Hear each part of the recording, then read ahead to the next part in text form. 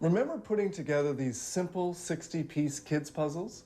Well, now imagine doing a 1,500-piece puzzle, 3D, with the pieces going up, down, and even sideways. Now there's a challenge. Flat puzzles are well known by everyone, but 3D puzzles present a different challenge. These three-dimensional puzzles are first conceived with computer software.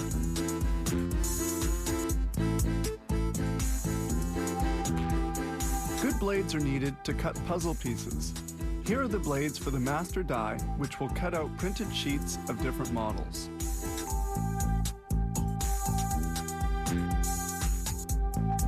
This rubber will be used to eject the die. The master cutting die is unique to each puzzle. It is the specific pattern used to make the puzzle. They measure it meticulously to obtain a perfect register.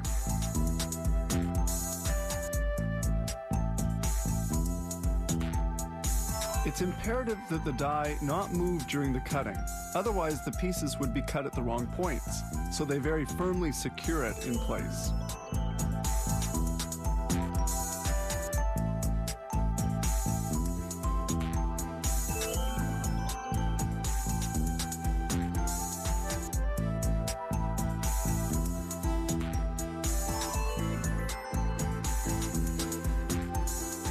The carbon of the die is positioned. It's somewhat like printing the master. Alignment is again verified, a highly important step which assures the quality of the final product.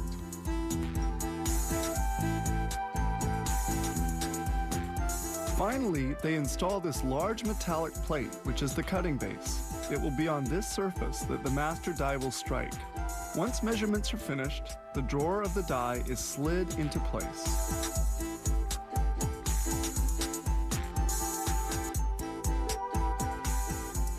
This press cuts the pattern seen on the puzzle.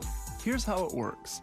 The sheets, or printed cardboards, go into the drawer one by one, where they are cut according to the master model.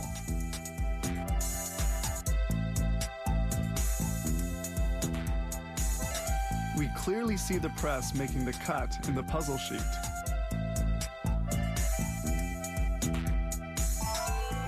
The cut sheets pile up on one another,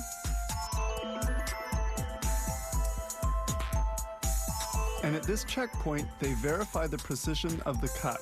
They make sure that every piece is correctly shaped. Now they go to the foam support of the puzzle. This guillotine is used to cut the polyethylene sheets onto which they will glue the cut images.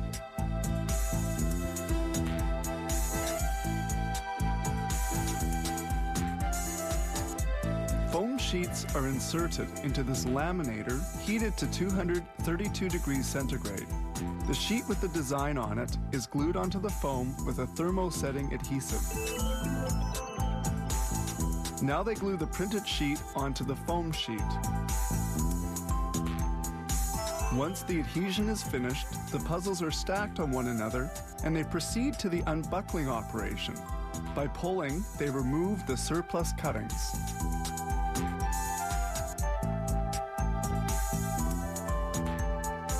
The same design is printed several times on a sheet, so they must separate each puzzle. This step is called the reduction of the models.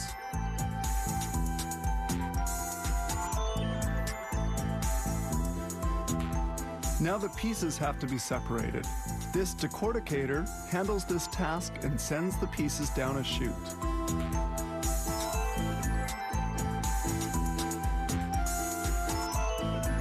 Packing cartons arrive already made up, and the puzzle pieces are placed in their boxes.